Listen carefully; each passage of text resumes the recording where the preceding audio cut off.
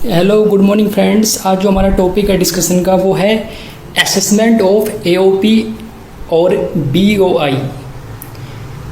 AOP stands for association of person and BOI stands for body of individuals. देखो नाम से ही मालूम पड़ रहा है, एओपी होता है association of persons, BOI body of individuals. तो एओपी व्हेन टू और more person join together for the purpose of earning income, जब दो या दो से अधिक पर्सन्स आपस में मिलते हैं, हाथ मिलाते हैं for the purpose of earning income, उसको हम बोलते हैं एओपी। आप कह सकते हो it's a combination of person, it's a group of person. यहाँ पर जो पर्पस होता है वो कॉमन होता है एओपी के अंदर। तो एओपी व्हेन टू और more person join together for the purpose of earning income, जब दो या दो से अधिक पर्सन आपस में मिलते हैं for the purpose of earning income, उसको हम बोलते हैं एओपी। इसको आप बोल सकते हो combination of person, group of person for the purpose of earning income. यहाँ पे पर्पस जो होगा वो कॉमन होता है। BOI body of individuals when two और more individuals, please note the word individuals and here please note the word persons. Difference person और individual का है बस। BOI when two or more individuals come together for the purpose of earning income, जब दो या दो से अधिक इंडिविजुअल्स आपस में आके मिलते हैं for the purpose of earning income, income कमाने के लिए, उसको हम बोलते हैं बॉडी ऑफ इंडिविजुअल्स। तो यहाँ पे इसको आप बोल सकते हो combination of individuals, group of individuals. यहाँ पे जो पर्पस है वो कॉमन हो भी सकता है, नहीं भी हो सकता इन केस ऑफ BOI। देखो एओपी बीओआई, अगर उसके जो मेंबर्स होते हैं एओपी बीओआई, जैसे आपने पढ़ा था असेसमेंट ऑफ फर्म के अंदर, जब फर्म अपने पार्टनर्स को जो रेम्यूनरेशन, जो सैलरी, बोनस, कमीशन पे करती है अंडर सेक्शन 40B, तो उसमें देखा था आपने वहाँ पर कुछ लिमिट है कि फर्म जो है वो अपने जो पार्टनर्स है, सॉरी फर्म के पार्टनर्स होते हैं, एओपी बीओआई के मेंबर्स होते हैं।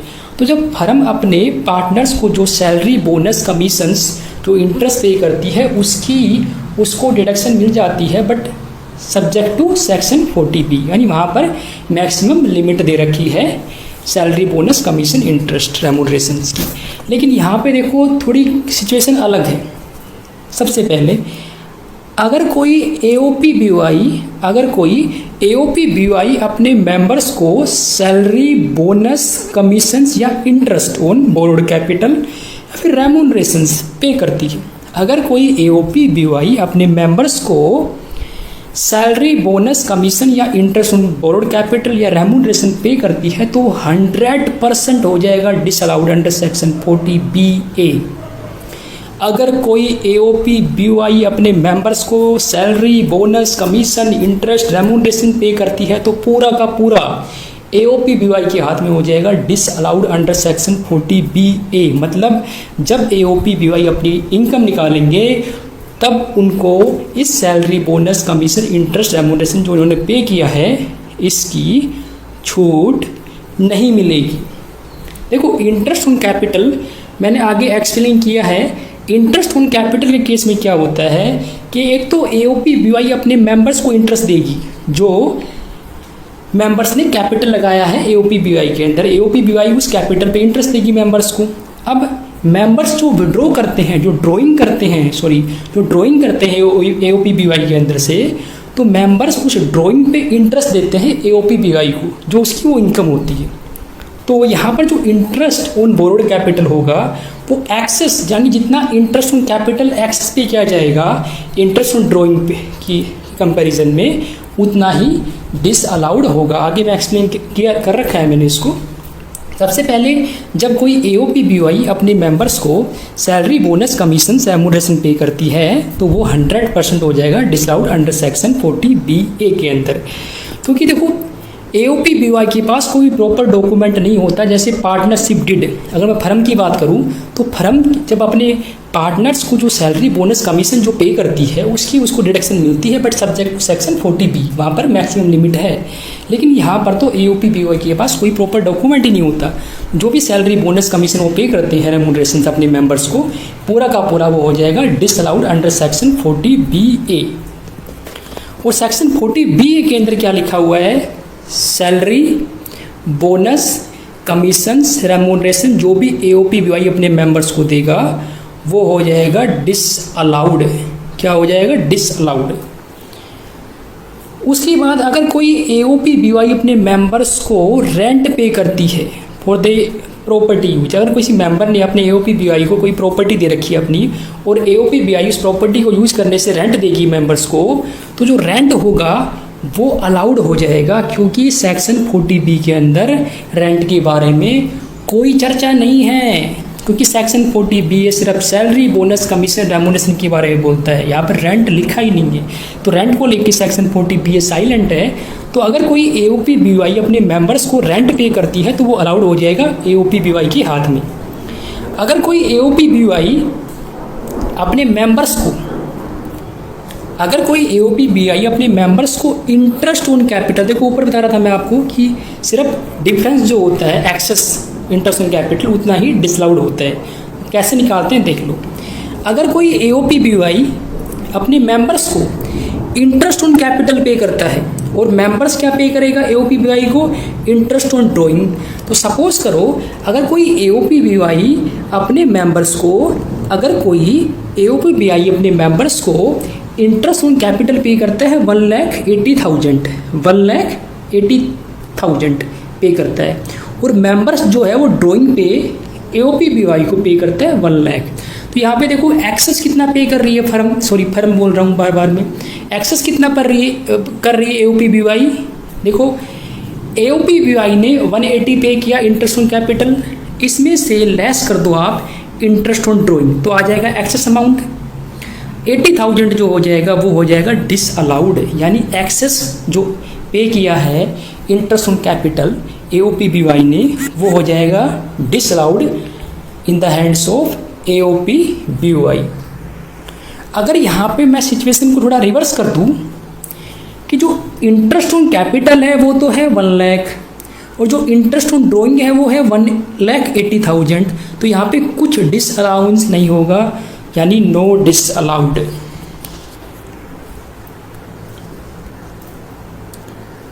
उसके बाद अगर कोई AOP अपने मेंबर्स को इंटरेस्ट ऑन कैपिटल देता है और वो मेंबर्स जो है वो रिप्रेजेंटेटिव कैपेसिटी पे है तो अलाउड हो जाएगा। अगर मेंबर जो है वो किसी और के बिहाफ पे है तो यानी किसी और को रिप्रेजेंट करता है जिसको हम बोलते हैं रिप्रेजेंटेटिव कैपेसिटी पे है, तो AOPBY जो भी मेंबर्स को देंगे इंटरेस्ट ऑन कैपिटल वो अलाउड हो जाएगा। इसके ऊपर काफ़ी केस स्टडी है, डिसीजन भी, फिलहाल मैं डीप में जाऊंगा नहीं क्योंकि BCom पॉइंट ऑफ व्यू से इतना मोर देन सफिशिएंट है।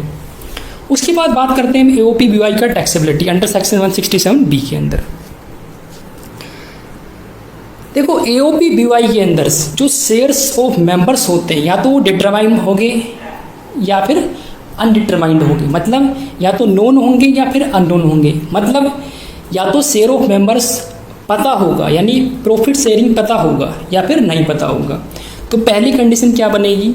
If shares of members are determined known, अगर जो मेंबर्स के जो शेयर्स है जो प्रॉफिट उनका जो कैसे डिस्ट्रीब्यूट होगा वो उसका रेशियो पता है, जिसको हम बोलते हैं share of members are determined और नोन, यानी जो शेयर्स है मेंबर्स का वो पता है और डिटरमाइंड है पहले से ही। तो दो कंडीशन बनेगी इस केस में। If any members whose total income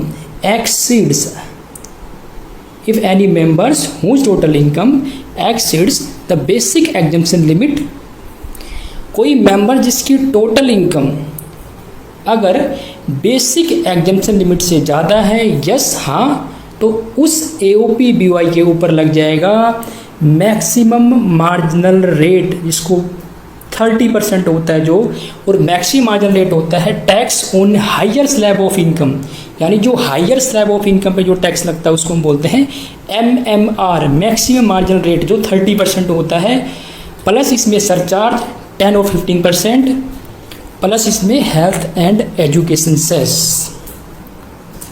यहाँ पर एक बात नोट करने वाली है कि अगर शेयर्स डिटरमाइंड है, शेयर्स ऑफ मेंबर डिटरमाइंड है, नोन है, और किसी मेंबर्स का अगर बेसिक एग्जम्पशन लिमिट से ज़्यादा टोटल इनकम है किसी भी मेंबर का, तो वहाँ पर लग जाएगा MMR AOPBY की इनकम पे।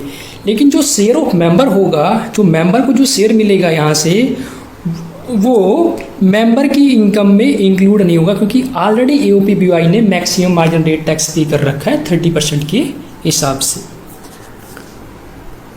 अब देखते हैं दूसरी conditions. Whether any member whose total income exceed basic exemption limit, क्या कोई ऐसा मेंबर जिसकी टोटल इनकम जो है वो एक्सीड्स है बेसिक एग्जम्पशन लिमिट से? अगर नो, अगर नहीं है, इफ़ नो अगर नहीं है, तो यहाँ पर जो normal rate of tax apply हो जाएगा जो इंडिविजुअल पे अप्लाई होता है, जैसे स्लैब 2.5 तक नील, 2.5 से 5, 5 से 10 ऐसे अप्लाई हो जाएगा। और ध्यान देने वाली बात, यहाँ पे जो शेयर ऑफ इनकम होगा, जो शेयर ऑफ इनकम होगा वो इंक्लूड हो जाएगा मेंबर की इनकम में। यानी जब यहाँ पे जो शेयर ऑफ इनकम होगा वो मेंबर की इनकम में इंक्लूड होगा, और मेंबर रिबेट ले सकता है अंडर सेक्शन 86 के अंदर। मेंबर जो है वो रिबेट ले सकता है अंडर सेक्शन 86 के अंदर। तो ये बातें क्लियर हुई आपको। ये बातें थी जब एओपीबीवाई के अंदर जो शेयर ऑफ मेंबर है वो डिटरमाइंड है, वो नोन है, यानी प्रॉफिट शेयरिंग पता है। 2 कंडीशन बनेगी उस केस में। पहली कंडीशंस, अगर किसी मेंबर्स की बेसिक अगर किसी मेंबर की जो टोटल इनकम है वो बेसिक एग्जम्पशन लिमिट से ज़्यादा है, अगर यस तो लग जाएगा 30% MMR, अगर नहीं है तो फिर लग जाएगा नॉर्मल रेट ऑफ टैक्स जो इंडिविजुअल पे अप्लाई होता है। और अगर नॉर्मल लग रहा है तो मेंबर्स की इनकम में वो उसका शेयर जो है वो इंक्लूड हो जाएगा, लेकिन वो रिबेट ले सकता है अंडर सेक्शन 86 के अंदर। लेकिन अगर MMR लग रहा है तो वहाँ पर जो शेयर होगा मेंबर का वो उसकी इनकम में इंक्लूड नहीं होगा। अब देखते हैं दूसरा case. If shares of member are undetermined, अगर जहाँ पे जो शेयर्स ऑफ मेंबर है अनडिटरमाइंड है, अननोन है, यानी जो प्रॉफिट शेयरिंग पता ही नहीं कैसे बांटना है प्रॉफिट्स को, तो यहाँ पे 2 कंडीशन बनेगी। यहाँ पे भी any member whose total income is chargeable to the tax at a higher rate, यानी इसमें से कोई ऐसा मेंबर है एओपीबीवाई में जिनका टोटल इनकम पे टैक्स लगता है more than maximum marginal rate.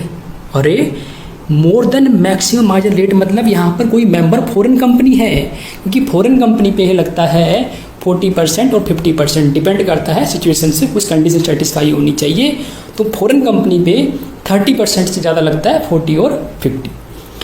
तो अगर एओपीबीवाई के अंदर किसी मेंबर का टोटल इनकम जिस पर हायर रेट लग रहा है, किससे हायर, MMR से ज़्यादा लग रहा है, तो फॉरेन कंपनी की इनकम पे जितना टैक्स लगता है उसका 40-50 उसके हिसाब से लग जाएगा, और जो रिमेनिंग मेंबर्स है उन पे लग जाएगा MMR, रिमेनिंग पे लग जाएगा MMR।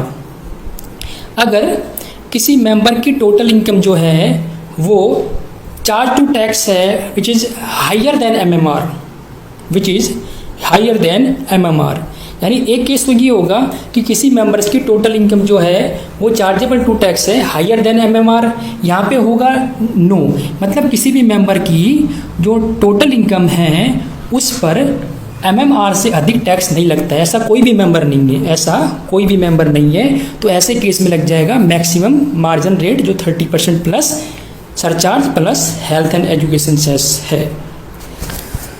तो बच्चों ये था थोड़ा सा बेसिक। लेक्चर अच्छा लगा हो तो शेयर करना, लाइक करना, और अगर इसका प्रैक्टिकल आपको और सॉल्यूशन चाहिए, प्रैक्टिकल कोई क्वेश्चन सोल्व करवाना हो तो आप कमेंट कर देना, प्रैक्टिकल पे भी वीडियो बना दूंगा। Okay, thank you.